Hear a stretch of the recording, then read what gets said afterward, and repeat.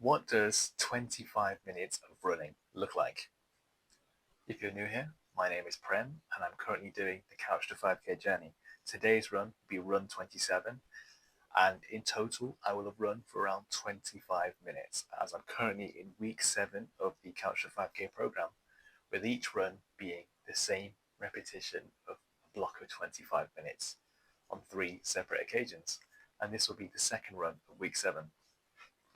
So let's get straight into it. In terms of today's run, it was a carbon copy of the last run. If you've seen the previous run, I ran for the same amount of time, being 25 minutes. And the whole idea behind this is just to get accustomed to running for a longer distance of time and also taking no breaks in between. I'm at a stage in the program now where there's no more breaks anymore. And you have a warm up for 5 minutes, you have your block of running, which is 25, and then a cool down for 5. There's no breaks in between. There's no opportunities to walk.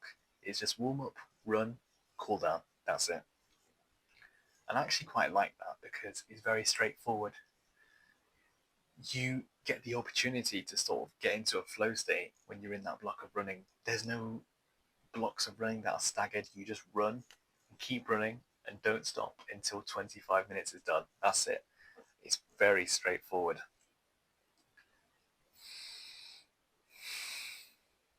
On today's run, I really took the chance to really push myself as I felt more comfortable doing so. Make sure that when you are looking to push yourself and go further on, whether it's maybe picking up your speed a little bit or running for a longer distance of time, just ensure that you're comfortable doing so. If you've been doing the same distance or you've been running at the same speed for a couple of runs recently, it may be your sign to just pick things up a little bit. And there's a loads of different things you can do. I like to either increase the distance I'm running for or perhaps pick my speed up a little bit. You can do one of the two and ensure that you're comfortable doing it first and then just take the opportunity to do so. As we're nearing, as we're not nearing, we're already in it, the winter season, the weather's getting a lot colder. So just be mindful of pushing yourself, as it can be very difficult to push yourself in hard, harsh, cold weather. So just be mindful of that when you go out on your runs and ensure that you hydrate beforehand. And perhaps have a little something to eat just before your runs.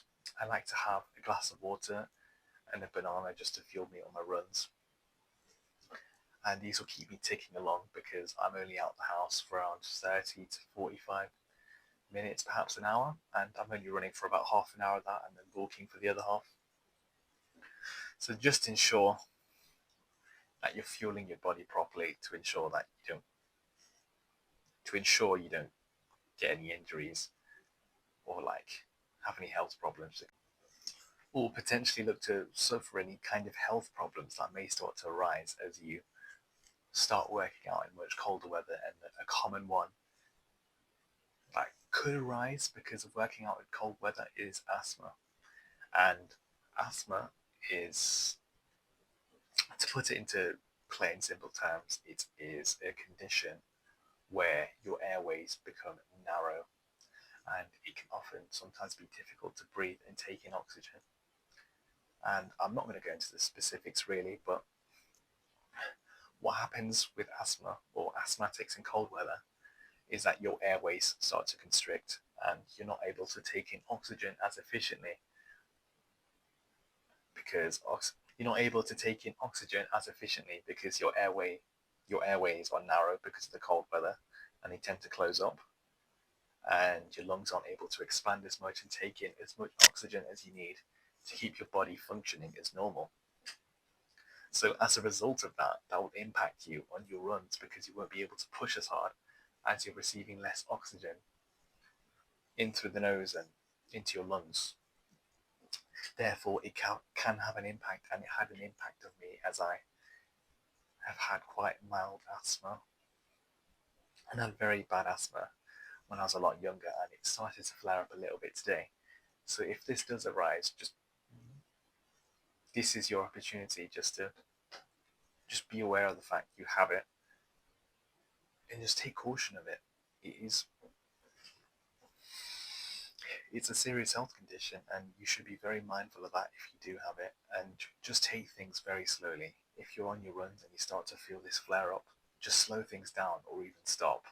This is one of those instances where if you do have one of these conditions that may impact you on your running, just use your common sense and stop or slow down. What often happens is I just need to take a little bit of a breather and just take some deep breaths in. And what I find is that that really helps. One thing also to mention is that for me in particular, it can get quite bad in cold weather if you're someone of a higher body fat percentage. I'm currently cutting down as I speak.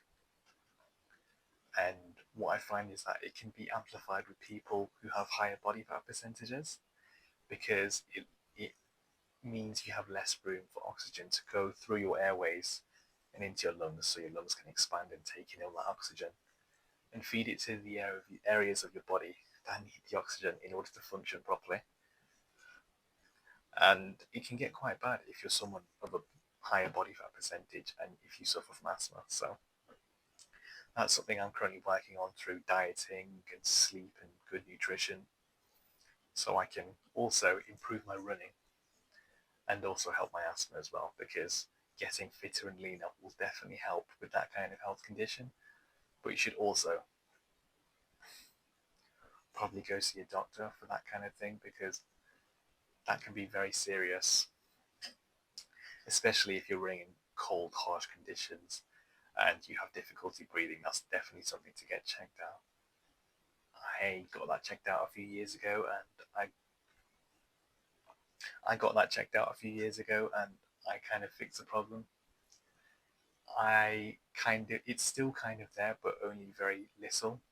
I've only experienced it maybe once or twice in the past few years, and that's because I've been running and really pushing myself recently, and that's why I've started to feel it a little bit again. In the grand scheme of things, in my case, it isn't too serious. I just need to slow things down a bit and just focus on my breathing, and I I don't feel too bad on my runs, especially in colder weathers. So just be mindful of that if you do have it, and just slow things down or even stop. It's your opportunity to use your common sense and think about what's more important, your running or your health. So moving on from that, even though I had a little bit of that issue of breathing, I just slowed things down a bit, really focused and honed in on my breathing, taking in deep breaths, expanding your diaphragm or your tummy, for example, and just expanding it and trying to take in as much air as possible, and then exhaling out through the mouth. And as a result of that, I was able to accomplish my longest distance so far, being running for 4 kilometers, or specifically 4.1 kilometers. And with every run, I feel like I'm inching closer to that 5K mark, that beloved 5K mark. And I'm going to be feel very fulfilled and happy once I'm able to reach that mark. And say I'm able to run 5K without stopping. But before we get there, I'm not going to jump the gun. Although we have got about 80% of the way, because we're able to run for 4K competently. We've only got a kilometer left until we're actually at that 5K mark. So imagine it will happen in maybe the next 5 to 10 runs. As long as we stay consistent, we should be able to get there, perhaps nearing Christmas time, if all things go well and we're able to keep running consistently and not have any issues in doing so. So that's how I've started to progress and push further on my runs, and I believe that is a PR, 4.1 kilometers. I don't think I've run any further. I'd have to look back at all my runs and look at the distances and stuff, but I believe that's my longest so far. I've hit the 4K mark a few times, but 4.1 is definitely the furthest. And I'll leave you with this one thing, which is a key takeaway. Look after your health and body. You only get one. Don't ignore the signs. They are there for a reason. If you're experiencing any of those kind of things, make sure you get them checked out. I'm not a health professional, so I can't advise you on what to do. You've got to do your own research, use your initiative, and get them addressed if they're causing you a problem on your runs. And with that, I will leave you and catch you in the next run.